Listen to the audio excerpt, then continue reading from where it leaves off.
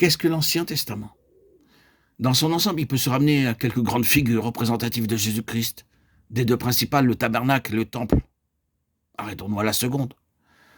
Le temple est une représentation du Seigneur Jésus dans toute sa plénitude, tant en ce qui concerne sa personne qu'en ce qui concerne son œuvre. C'est à ce titre-là qu'il occupe la place centrale dans la vie du peuple d'Israël. L'un et l'autre sont absolument solidaires. Ils ne font qu'un.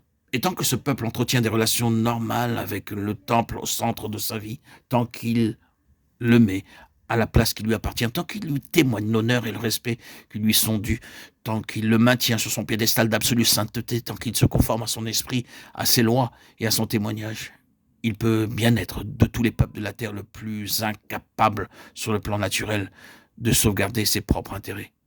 Il n'en jouit pas moins d'une suprématie absolue. De toutes les nations de la terre, il n'en est pas une qui soit capable de lui résister.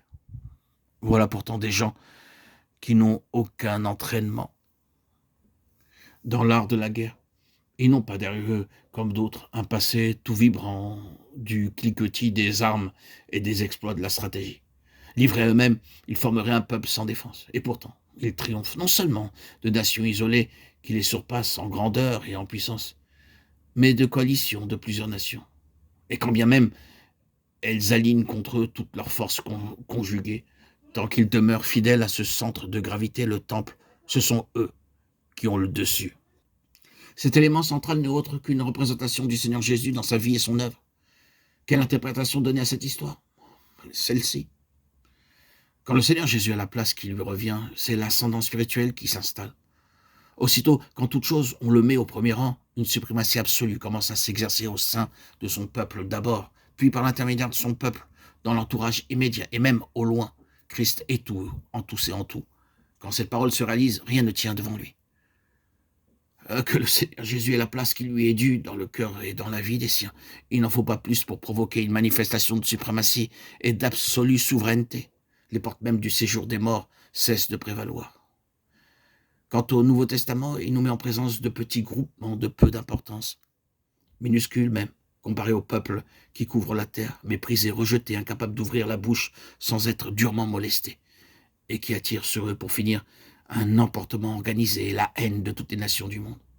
Toutes les ressources de l'empire de fer vont être mobilisées pour tâcher de balayer de la terre cet humble rebut de la société et faire disparaître de l'histoire jusqu'à son souvenir.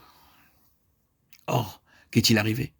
Les trônes ont croulé, les grandes puissances d'alors se sont effondrées. Nous passons d'un continent à l'autre. Maintenant, nous pouvons contempler ces ruines et poser nos regards étonnés sur ce qui reste de ces empires. Mais où sont-ils ces gens de la voix? Acte 9.2. Ces sectateurs du Nazaréen méprisé. C'est une multitude immense que personne ne peut compter. Le ciel en est rempli. Ici sur la terre, ceux qui connaissent le Seigneur Jésus, qui l'aiment et qui sont de cette voix, se chiffrent par milliers et dizaines de milliers. L'explication? C'est que Dieu a déterminé que son Fils serait tout et qu'en toute chose, il tiendrait le premier rang. Les hommes peuvent faire ce qu'ils veulent, et les démons aussi, mais ils n'empêcheront ni Dieu d'atteindre son but, ni le peuple qui lui sert d'instrument de marcher au triomphe, en dépit de tout.